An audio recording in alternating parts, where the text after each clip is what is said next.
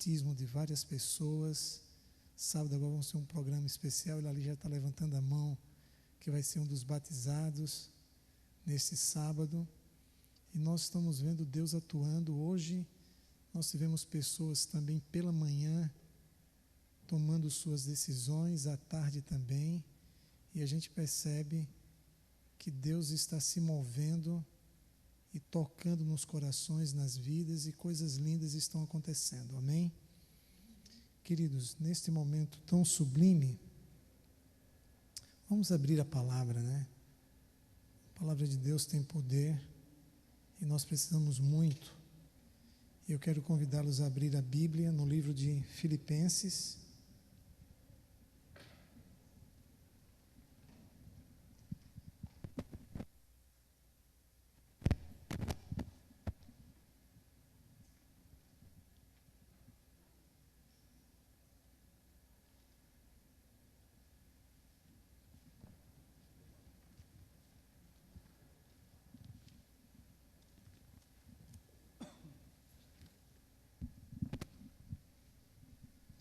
Filipenses capítulo 2, versículos 1 a 4. A palavra de Deus diz assim: se há, pois, alguma exortação em Cristo, alguma consolação de amor, alguma comunhão do Espírito, se há entranhados afetos e misericórdias, completai a minha alegria, de modo que penseis a mesma coisa, tenhais o mesmo, sejais unidos tendo o mesmo, não façais por partidarismo ou vanglória, mas por humildade, considerando cada um os outros superiores a quem? A si mesmos. Não tenha cada um em vista o que é próprio seu, senão também cada qual o que é dos outros. Queridos, pela leitura desse texto, já dá para perceber que estamos sendo completamente desafiados do ponto de vista espiritual a termos uma postura diametralmente oposta à postura do mundo. O mundo é terminantemente contra isto que está sendo proposto aqui. E vem Paulo, inspirado por Deus, e nos dá uma visão e uma proposta de vida, de comportamento, de relacionamento completamente diferentes do mundo. Resta saber se nós estamos dispostos a viver isto aqui na prática. Nós vamos voltar ao texto. Esta é a primeira leitura que nós estamos fazendo a fim de podermos orar exatamente sobre isto aqui. Inicialmente eu quero chamar a atenção de vocês para o versículo 1, para 3 palavras: exortação, consolação e comunhão. Perceberam essas 3 palavras? Exortação, o que mais? Consolação e comunhão. Então, queridos, nesta noite haverá exortação, porque nós vamos ser confrontados entre quem somos e quem é Jesus. E quando nós nos comparamos com Cristo, nós chegamos à conclusão de que Jesus é tudo aquilo que nós não somos, mas que deveríamos ser. E que através da atuação do Espírito Santo, Ele pode nos surpreender, causar um impacto em nossa vida interior e despertar em nós a vontade de ser como Ele. E quando o ser humano é despertado espiritualmente, quando há uma mudança radical em sua visão de vida, em seus pensamentos, em seu coração, quando há essa mudança, você passa a viver de uma forma diferente. Você passa a ver as pessoas, as coisas de uma forma diferente. Você passa a fazer renúncias à tua vida que vai resultar em diferenças que a tua própria família não acreditava que aconteceria, sim ou não? Coisas assim diferentes que acontecem na tua vida quando Deus dá um giro de 180 graus, né? E aí você chega à conclusão de que, como nunca, você precisa seguir a Cristo. Você chega à conclusão, como nunca, de que não pode continuar vivendo como você vivia. Você chega à conclusão, como nunca, de que precisa de fato tomar decisões em tua vida que vão mudar o rumo da tua existência. E, naturalmente, essas mudanças terão uma projeção positiva sobre os teus próprios familiares. Vai chamar atenção e causar admiração por parte dos teus amigos.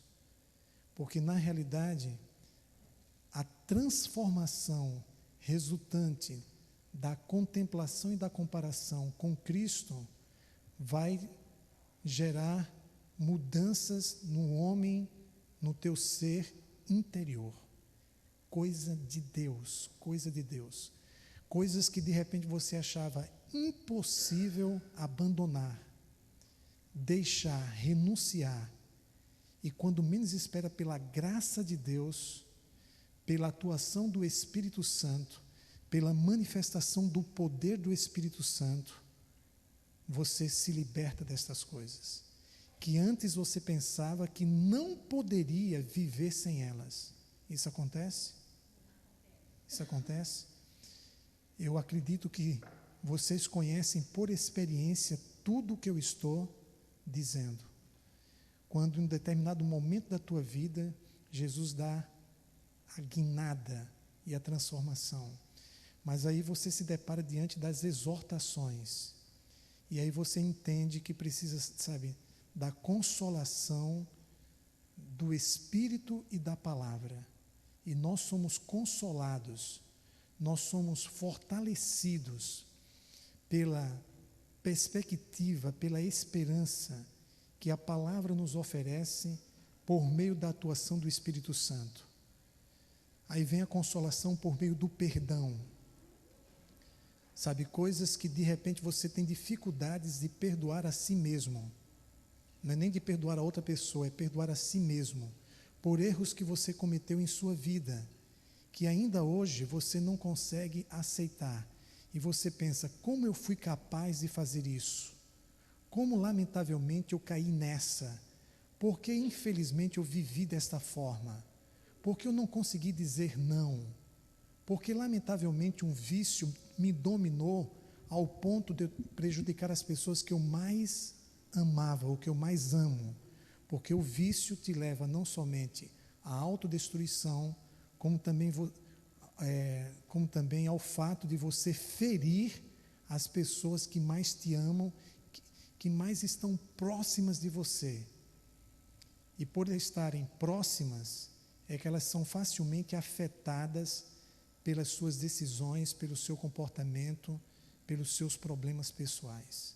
E você então pergunta, como eu fui capaz de ferir gente que tanto me amava? E às vezes as pessoas que mais ferimos são as pessoas que mais nos amam, porque elas estão mais próximas. E aí você precisa da consolação do perdão.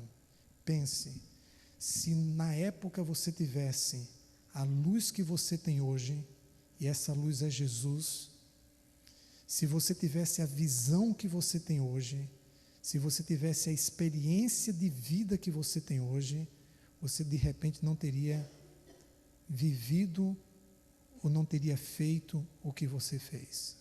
Então, queridos, que na consolação nós encontremos a capacidade espiritual de nos perdoar. Nós precisamos nos perdoar por erros que cometemos em nossa vida. E só Deus sabe quais são. Mas que você encontre essa consolação na palavra desta noite. E a terceira coisa que nós vimos é a comunhão.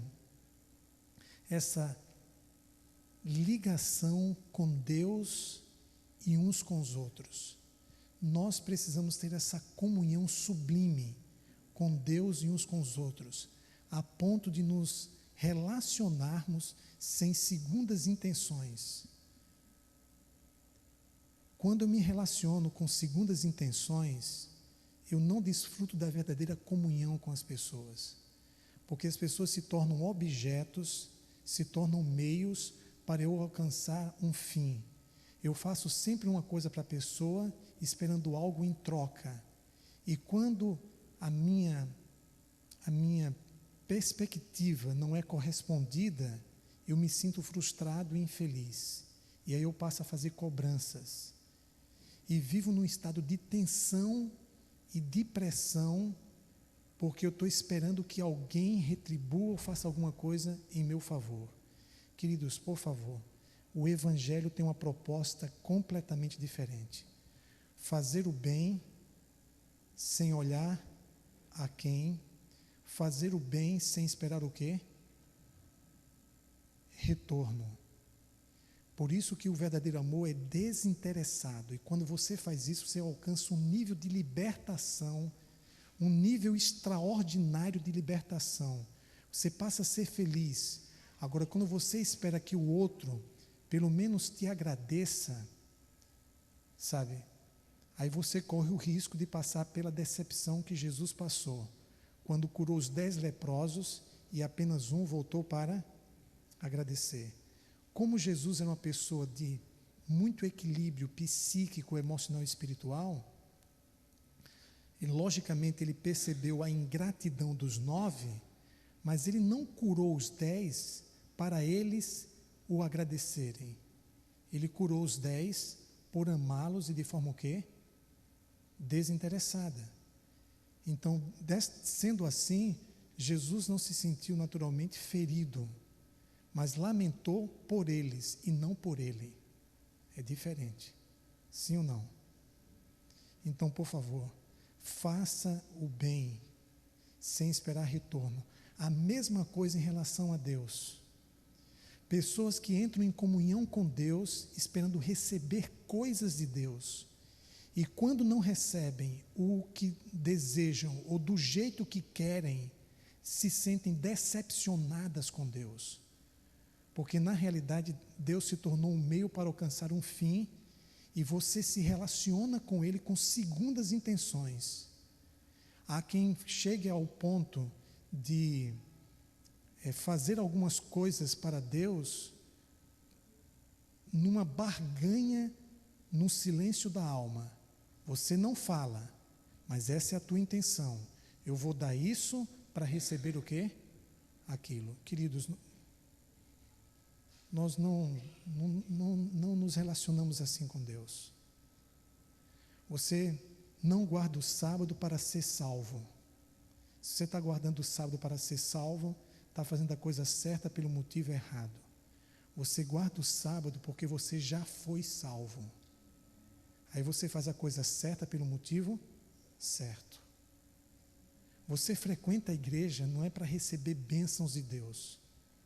Você frequenta a igreja para estar junto de Deus. É diferente, sim ou não? Você imagine, a menina está namorando contigo, e ela namora com você com segundas intenções, e ela vai à tua casa para receber coisas de você e não para estar junto de você. Isso é amor? Isso é amor? Casa pensando no que você tem, e quando descobrir que o que você tem não é o que ela pensava, o que é que vai acontecer? Então nós temos que, na realidade, queridos, termos comunhão com Deus e comunhão uns com os outros desinteressadamente, pelo prazer de nós estarmos juntos. É o prazer de estar com Cristo, é o prazer de nós estarmos unidos aqui, inclusive nessas 50 noites com Deus. Os grupos de oração que estão se reunindo incansavelmente todas as noites aqui na igreja. Queridos, o prazer que nós sentimos de estar juntos já é gratificante, sim ou não? Agora, não é a causa, mas existem as consequências que são naturais e inevitáveis desta comunhão, mas que sejam consequências e não a causa da comunhão. Dessa forma, nós passamos a ter uma relação inteligente, saudável com Deus e com as pessoas. Há pessoas que não têm uma relação saudável com Deus. Por isso se sentem frustradas e infelizes. Há pessoas que não têm uma relação saudável com os outros, nem consigo mesma. Por isso não são felizes, são frustradas e buscam significado para a sua vida no pecado, no vício e em outras coisas que o mundo oferece. Precisamos ter relações saudáveis com Deus e com as pessoas e com a gente mesmo, pela sua graça e pelo seu poder. Aí entra o aspecto da comunhão. Então, amados, vamos nesse momento orar a Deus para termos a humildade de sermos exortados. Vamos orar a Deus para sermos consolados. E vamos orar a Deus para ter comunhão saudável com Ele, com as pessoas e com a gente mesmo. Então, quais são os 3 aspectos? Exortação, consolação e comunhão. Tá bom? Vamos então para o primeiro momento de oração, por gentileza. Vamos em grupos de 4, de 5, e vamos orar por isso de mãos dadas. Esse é o primeiro momento de oração que nós vamos ter. Podem ficar em pé, por gentileza, se mobilizem. Antes de tudo, por favor, se deem as mãos, de mãos dadas, unidos em Cristo. Uma pessoa do grupo deve orar por essas 3 coisas, tá? Escolha quem que vai orar. Nós vamos ter vários momentos de oração.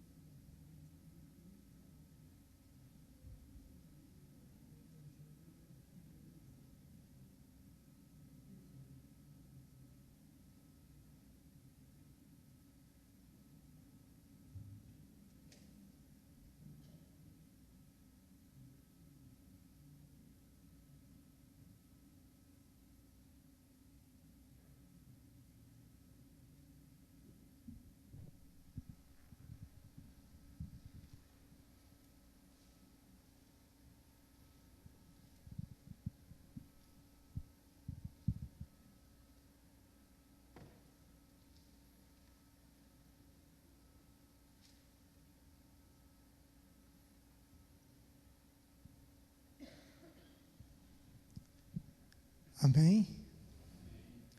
Eu digo aleluia e vocês dizem louvado seja o Senhor. Aleluia. Que Deus seja louvado nesta noite no coração de cada um de nós. Que esse louvor seja uma expressão de adoração. E eu quero nesse momento, queridos, chamar a atenção de vocês aqui para dois aspectos que se encontram nos versículos 3 e 4. Primeira coisa, considerando cada um os outros superiores a si mesmos. Segunda coisa, não tenha cada um em vista o que é propriamente seu, senão também cada qual o que é de quê? Dos outros. Estamos na contramão ou na mão do mundo? Nós estamos na contramão do mundo. Está aqui uma proposta radical. Uma proposta em que precisa-se da ajuda de Deus para viver assim. Eu te pergunto, Jesus era assim? Considerando cada um os outros superiores a si mesmos.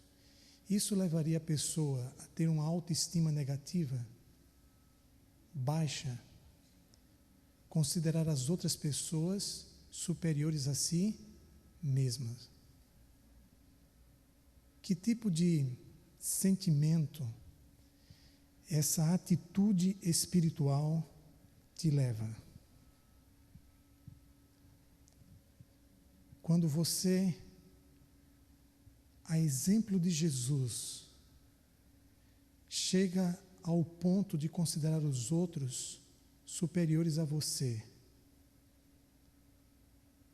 quais são os efeitos psicológicos, quais são os efeitos espirituais em você ao tomar essa atitude? Eu gostaria de ouvir vocês. Você, Randy, como psicólogo.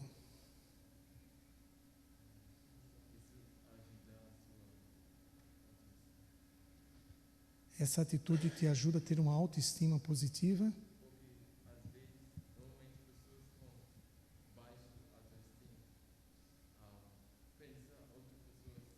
São inferiores.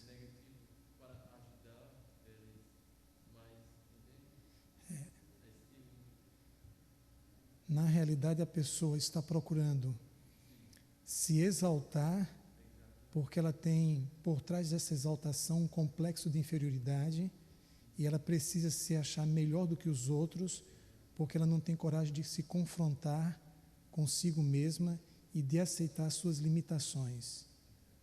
De repente, experiências do passado dela, né, que concorrem para esse tipo de medo, que não deixa de ser um tipo de medo, né?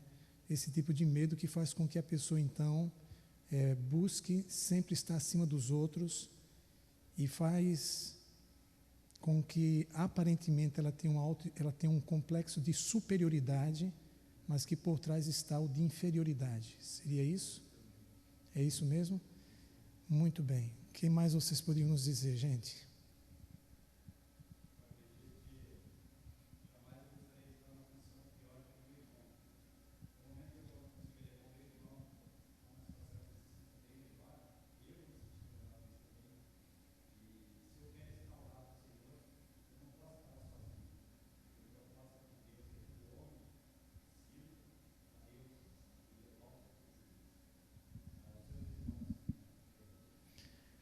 Muito bem. Dá para a gente reler o texto? O que é que diz lá o versículo 3? Considerando cada um os outros o quê? Superiores a si mesmo. Agora, por favor, pare e pense. João Batista e Jesus. João Batista tinha exatamente esta postura, ao ponto dele ter dito, é necessário que ele cresça e que eu o quê? Diminua. Menos de mim e mais de Cristo. Era exatamente a posição de João Batista. Você pode imaginar a revolução espiritual que isto vai gerar em tua vida, a partir do momento que você deseje menos de você e mais de Cristo? Essa matemática em nossa espiritualidade gera uma revolução espiritual. Menos do eu e mais de Deus em mim. Aí nós temos João Batista diante de Cristo. Aí João Batista diz assim: mas olha, eu não sou digno de te batizar, eu é que preciso ser batizado por ti. Ele fala isso para Jesus, que era seu primo. Estava dentro de uma relação completamente de família. E aí Jesus disse: olha, é necessário que isso seja feito para que se cumpra toda a justiça. Jesus, Deus, que se tornou homem, se submetendo ao batismo de João Batista. Então Jesus agora estava considerando João Batista superior a ele, a ponto de que João Batista, naquele aspecto, estava sendo superior a Cristo por batizar a Cristo. Então o que eu quero dizer para vocês é o seguinte: no momento em que existe essa relação mútua, veja o que a Bíblia propõe: cada um considerando os outros superiores a si mesmo. Cada um de nós fazendo isto, como é que vai ser o nosso nível de relacionamento? Como é que vai ser o nosso nível de relacionamento? A excelência, sim ou não? Porque eu vou agir com humildade com você, sim ou não? O mundo não tem uma fórmula melhor de alcançar um nível de relacionamento tão profundo e tão extraordinário como essa proposta bíblica. No momento em que você considera o outro superior a você, você trata o outro com respeitabilidade. Você procura naturalmente reconhecer as qualidades dele. Você tem uma postura de humildade, você não o trata mal. Quando ele tem o mesmo sentimento em relação a você, então gera-se uma reciprocidade. Aí ele te trata do mesmo jeito. E assim alcançamos um nível extraordinário de relacionamento entre nós. Agora, quando a situação é contrária, quando você se acha melhor do que os outros e fica olhando os outros por cima, quando você não é a besta do Apocalipse, mas é o crente meio besta, o crente 333, e a pior coisa, queridos, me perdoe, é o crente meio besta, sabe, que se acha melhor do que os outros, não é a besta do Apocalipse, mas é o 333. Queridos, por favor, entendamos uma coisa: nós somos pó e ao pó retornaremos. Aí você não aceita o que o outro diz. Quando você percebe que o outro está se dando bem, você sente inveja e ciúme. Aí você começa então agora a arquitetar, eu fico pensando num cristão arquitetando o mal contra o outro. Ninguém diz misericórdia? Você pode imaginar Judas arquitetando o mal contra Cristo? Que situação espiritual deplorável. Deplorável. Porque você acha que é melhor do que outros e que você deveria estar naquele lugar. Você de repente acha que você é quem deveria ser isso ou ser aquilo. E quando isso não acontece, o ego é ferido. E aí você tem reações carnais ou espirituais. Carnais ou espirituais. Vamos fazer a comparação? Bíblias abertas, livro de Gálatas, capítulo 5, versos 19 a 21. Reações carnais. A Bíblia apresenta um listão que é de arrepiar, gente. E nós temos duas alternativas. O livro de Coríntios apresenta 3 tipos de pessoas. O livro de Coríntios. O livro de Coríntios apresenta as pessoas naturais. Pessoas naturais são aquelas que naturalmente não querem conversa com Deus, não querem conversa com a igreja, não querem conversa com a Bíblia. Elas não querem.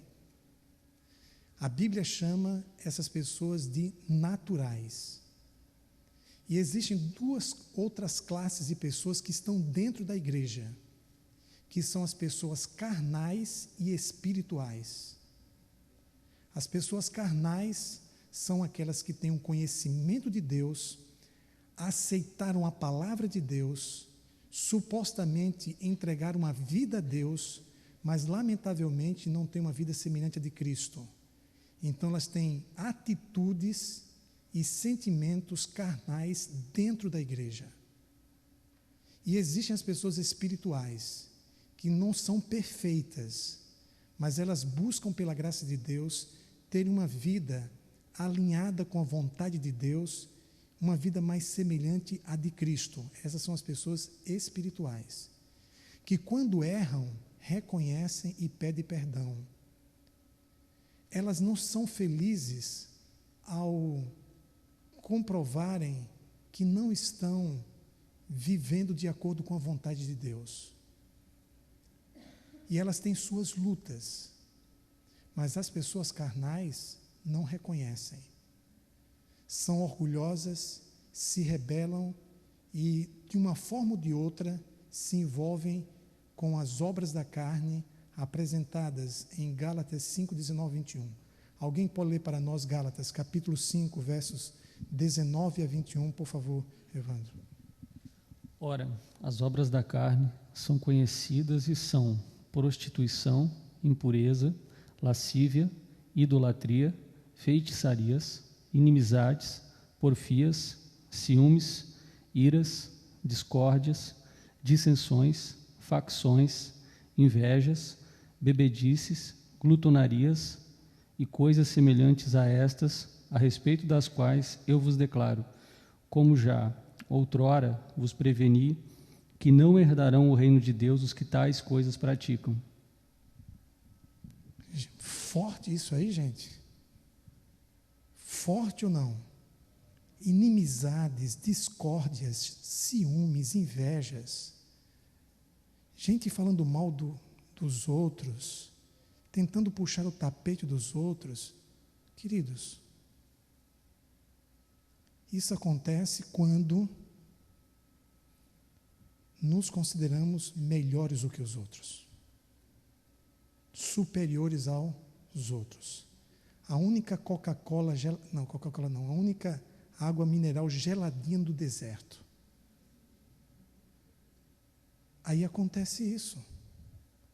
Agora, quando você tem, pela graça de Cristo e a atuação do Espírito Santo, e você toma essa decisão no íntimo da alma, e você tem Jesus como teu modelo, você já se acorda pensando em Jesus. Você naturalmente é um seguidor de Cristo, é fã de Cristo, e é Cristo na tua mente o tempo todo, e Ele é o teu modelo, você fica encantado com a pessoa de Jesus, você o admira, você o ama, você o tem como um padrão a ser seguido, você fica impressionado cada vez que você descobre mais e mais quem é Jesus. Aí você tem Cristo e você o contempla, e você segue os passos de Cristo como um discípulo moderno de Cristo, um discípulo no século 21 que segue a Jesus. Aí, queridos, você tem atitudes espirituais. E aí vem o fruto do Espírito, Gálatas 5:22.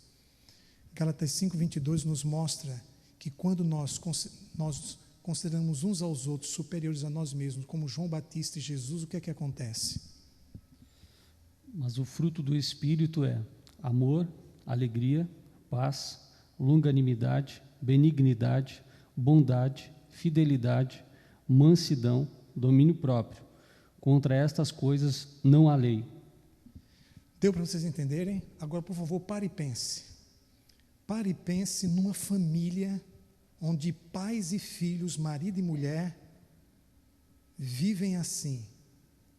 Tem uma vida caracterizada pelo amor, pela alegria, pela paz, pela longanimidade, pela benignidade, pela bondade, pela fidelidade, pela mansidão e pelo domínio próprio. Queridos, o nível dessa família de relacionamento será alto ou baixo? Agora pense numa igreja onde as pessoas se amam, onde as pessoas são alegres, onde as pessoas têm a paz de Cristo no coração, onde as pessoas tratam umas às outras com respeitabilidade, com bondade, com mansidão, onde as pessoas se dominam, e aí elas dominam suas palavras, suas atitudes.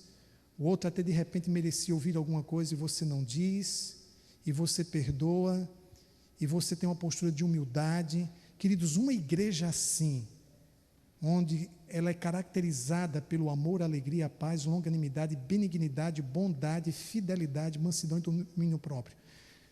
Que nível vai ter essa igreja? Queridos, o fruto do Espírito é Cristo. O fruto que foi gerado no ventre de Maria foi gerado por quem? Pelo Espírito Santo. Quem é amor, quem é alegria, quem é a paz dos homens? Cristo. O fruto do Espírito é Cristo em mim e em você. Gálatas 4,19 diz que Cristo está sendo formado em nosso homem interior. A grande obra do Espírito Santo, o fruto do Espírito Santo, é exatamente a reprodução da imagem de Jesus, a impressão da imagem de Cristo em meu homem interior. Aí você vai sempre perguntar: em meu lugar, o que faria Jesus? Em meu lugar, o que falaria Jesus? Em meu lugar, o que pensaria Jesus? Em meu lugar, que decisão Jesus tomaria? Isso passa a reger a tua vida. Isso, transforma as tuas ações e reações. E o que há de mais importante não é o que nos acontece, é como reagimos diante do que acontece. E quando aprendemos a reagir como Cristo, aí você olha para uma igreja composta de pessoas mais semelhantes a Cristo. Isso é igreja. Saindo disso, amados, me perdoem, pode ser um clubinho de Jesus, mas não é igreja ainda. Igreja é composta por pessoas parecidas com Jesus. Portanto, a proposta da palavra em Filipenses 2, versículo 3, é coisa de Deus e só Jesus na causa. Veja o que ele nos diz aqui: considerando cada um os outros superiores a si mesmos. Proposta, isso aqui é evangelho.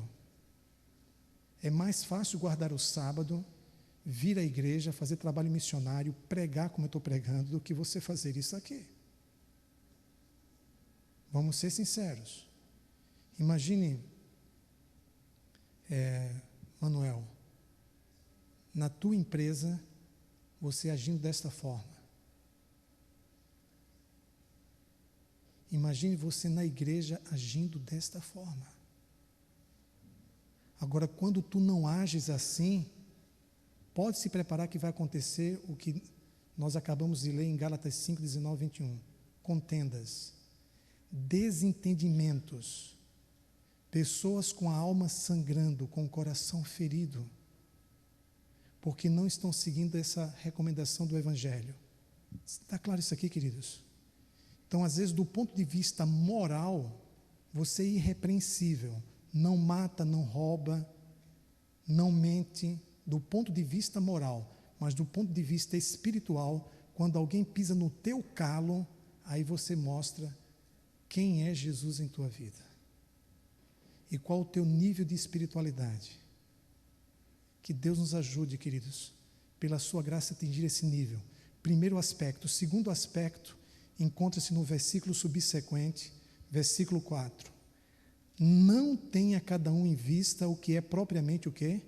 Seu, senão também cada qual o que é de quem? Dos outros. Você não tem em vista o que é seu, mas você, na realidade, ter cuidado com o outro e com as coisas do outro. Se você se depara com uma pessoa dessa na esquina da vida, você vai entender que essa pessoa não é normal, ela é o quê? Anormal. Ela não é comum, ela é incomum. Nós ficamos impressionados quando encontramos alguém com tamanha bondade. E você percebe que a pessoa é sincera, espontânea e não tem segundas intenções. Agora, essa pessoa precisa ser assim de forma inteligente, equilibrada, para não ser explorada. Porque tem pessoas que se aproveitam da bondade do outro para explorar o outro. E se você permite que ele te explore, você está fazendo mal a ele. Sim ou não? Sim ou não? Então você é bom, mas não é besta. Está claro isso? O cristão é bom, mas não é besta. O cristão não é malicioso, mas também não é ingênuo. Ele saca, ele tem percepção, ele tem inteligência espiritual, ele tem sensibilidade, ele tem sabedoria. Então, por favor, entendamos isto. Mas a proposta do Evangelho é que nós possamos agir assim uns com os outros. Queridos, ninguém pode ser mais nobre do que o cristão. Cristo é a personificação da nobreza espiritual. E as pessoas que são maduras e são sábias e crescem na graça do conhecimento de Cristo são assim. Isto é Evangelho. Amém? Agora, dá para a gente ser assim por nós mesmos? Somente pela graça de Deus. Somente Jesus na causa.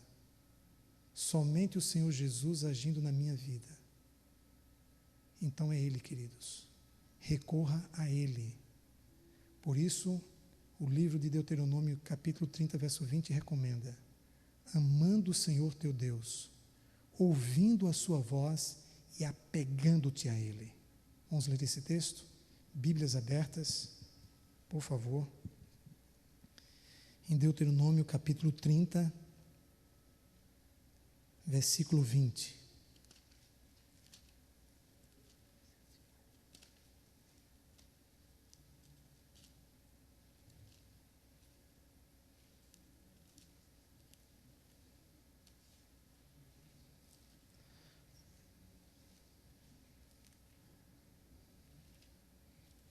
Alguém encontrou o texto?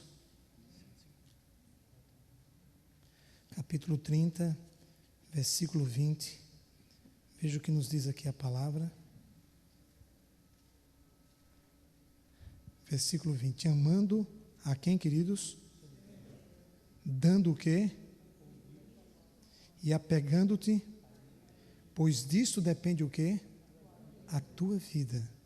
E a tua o quê? Para que habites na terra que o Senhor, sob juramento, prometeu dar a teus pais, Abraão, Isaque e Jacó. Quem age assim tem vida longa. Existem alguns crentes que estão vivos porque entregaram suas vidas a Cristo. Se não tivessem feito isso, já estariam no mundo do silêncio. Sim ou não? Há pessoas que vivem mais aqui porque passaram a amar o Senhor, dar ouvidos à sua voz e se apegaram com Cristo. Se não tivessem feito isso, lamentavelmente teriam continuado numa vida sem esperança, ludibriados e iludidos com as falsas sensações, que são reações químicas geradas no seu organismo pelo prazer e o poder que o mundo oferece, e lamentavelmente teriam partido para práticas autodestrutivas como vício, e viciadas em drogas, viciadas em outras coisas como bebidas e etc., lamentavelmente, práticas autodestrutivas em que você precisa ser liberto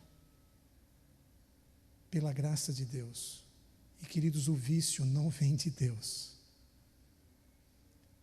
A compulsão por coisas erradas, o desejo quase que incontrolável, por sexo, por drogas e etc., não vem de Deus.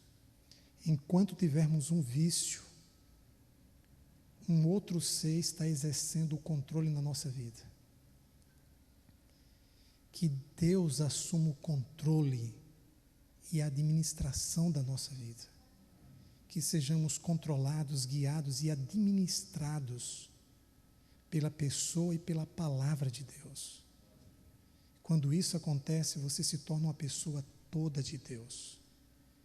E isso, queridos, nos impulsiona ao louvor e adoração. Sim ou não?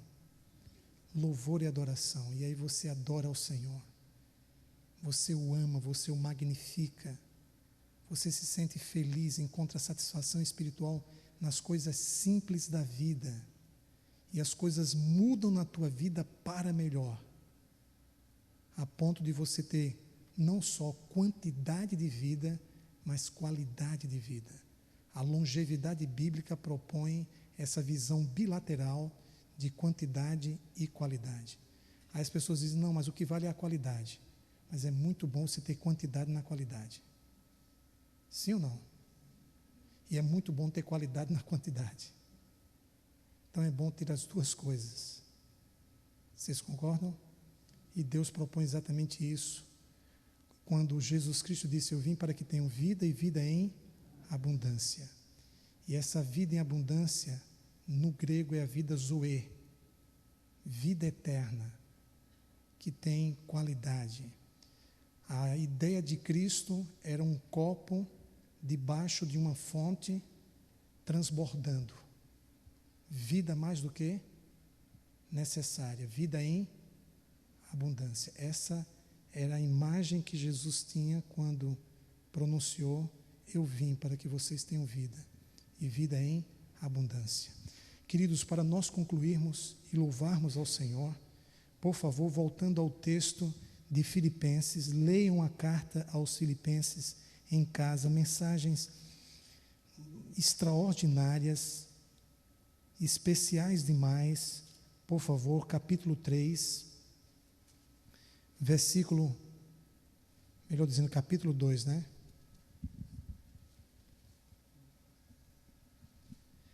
Capítulo 2, versículo 2, para nós concluirmos. Completai a minha alegria, de modo que penseis o que, amados? Tenhais o mesmo, sejais unidos tendo o mesmo. Que sentimento é este? Versículo 5. Não é um sentimento qualquer. Versículo 5. Tendo em vós o quê? O mesmo sentimento que houve também em quem? Em Cristo Jesus. Para que você possa ter o mesmo sentimento que houve em Cristo Jesus, você tem, queridos, que pensar como Jesus. Sim ou não? Nós precisamos, como nunca, nesse mundo pós-moderno, onde impera o relativismo, onde não há valores absolutos, onde o ponto de referência não é Deus, mas o eu, onde as pessoas estão centralizadas no ego. Por favor, nesse contexto, nós precisamos pensar como Cristo. Pensar biblicamente. E uma vez que os meus sentimentos determinam os meus sentimentos, o meu comportamento e o meu relacionamento, se eu pensar como Jesus, eu vou sentir, eu vou me comportar, eu vou me relacionar como Ele. E o meu caráter será transformado à semelhança do caráter dEle. Então, por favor, algumas coisas que você precisa refletir, que começam com a letra C. Cabeça.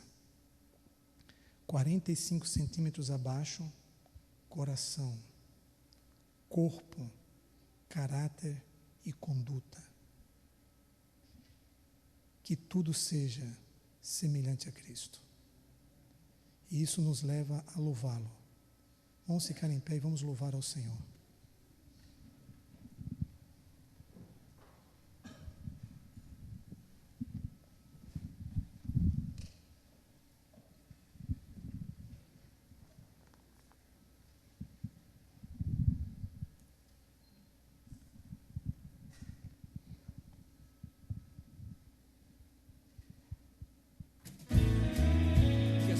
seja um eterno louvor ao nosso Deus. Aonde você estiver, seja um adorador verdadeiro.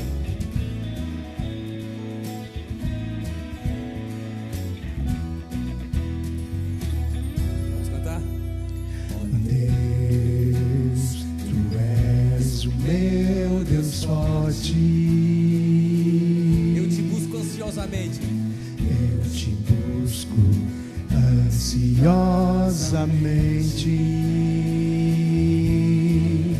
A minha alma tem sede de Ti. Meu corpo te almeja como terra árida, exausta sem água. Com todo o coração. Assim eu te contemplo no santuário, para ver Tua força e Tua glória, porque a Tua graça é melhor do que a vida. Os meus lábios te louvam. Assim eu te contemplo no santuário, para ver Tua força e Tua glória, porque a Tua graça é melhor do que a vida. Os meus lábios te louvam. Os meus lábios te louvam. Oh Deus, Tu és o meu Deus forte. Meu Deus forte. Eu te busco ansiosamente. A minha alma tem sede. A minha alma tem sede de Ti. Meu corpo te almeja como terra árida, exausta sem água. Assim eu te contemplo no santuário, para ver Tua força e Tua glória, porque a Tua graça é melhor do que a vida. Os meus lábios te louvam. Assim eu te contemplo no santuário, para ver Tua força e Tua glória, porque a Tua graça é melhor do que a vida. Os meus lábios te louvam. Os meus lábios te louvam. Eu te contemplo no santuário, para ver Tua força e Tua glória, porque a Tua graça é melhor do que a vida. Os meus lábios te louvam.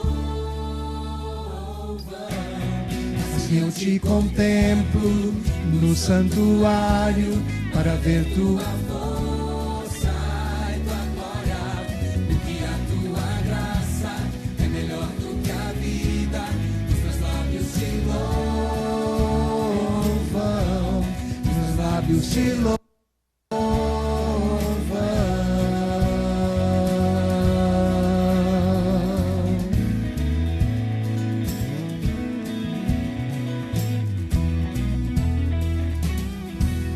Louvado seja o nosso Deus. Amém? Aleluia. Oramos. Nosso Deus, nosso Pai, te agradecemos imensamente pelos momentos que passamos na Tua casa, meditando na Tua palavra, recebendo luz, poder, Tua graça, para que possamos ser semelhantes a Ti.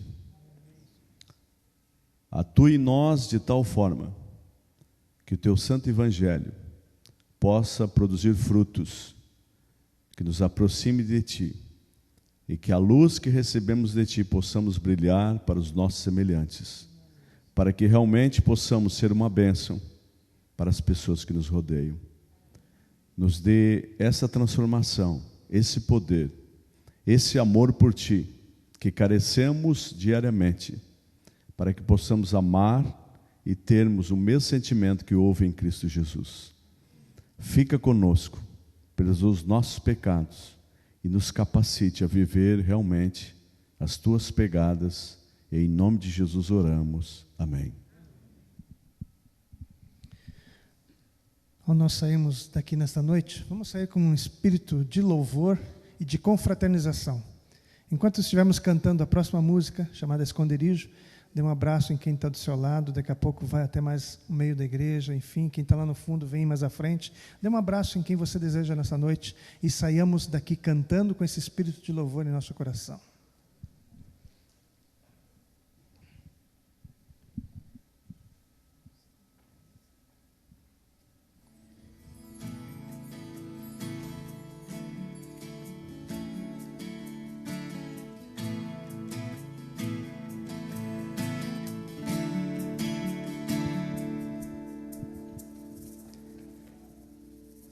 Aquele que habita no esconderijo do Altíssimo e descansa à sombra do Onipotente. Cante. Aquele que habita no esconderijo do Altíssimo e descansa à sombra do Onipotente, diz ao Senhor, meu refúgio, fortaleza, o Deus em quem eu sempre confio. Nenhum laço,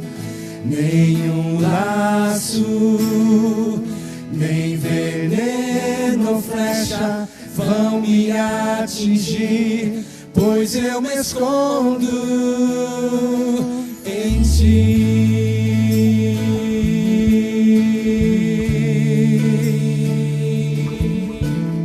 Aleluia.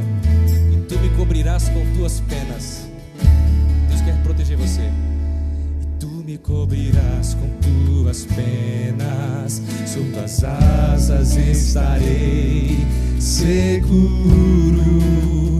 Tua fidelidade é meu escudo, Tu me cobrirás com Tuas penas, sob Tuas asas estarei seguro.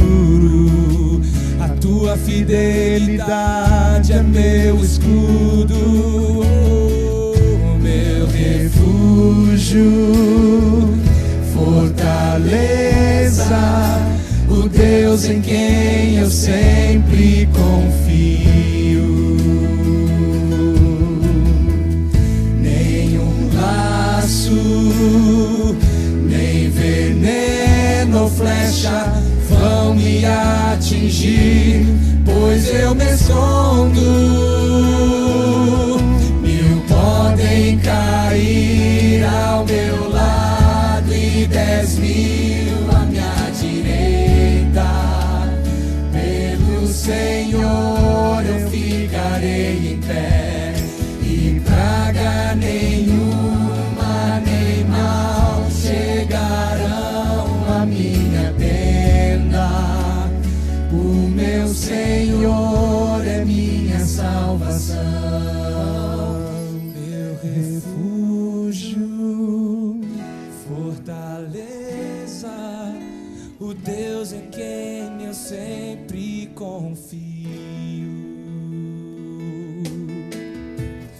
Nenhum laço, nem veneno ou flecha vão me atingir, pois eu me escondo.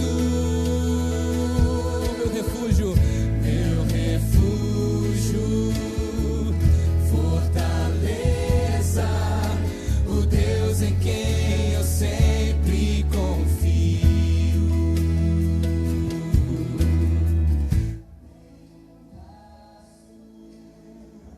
Nem veneno ou flecha vão me atingir, pois eu me escondo em Ti.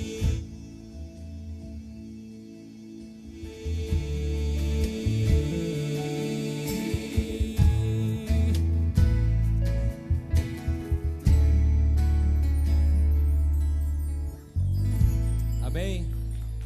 Aleluia.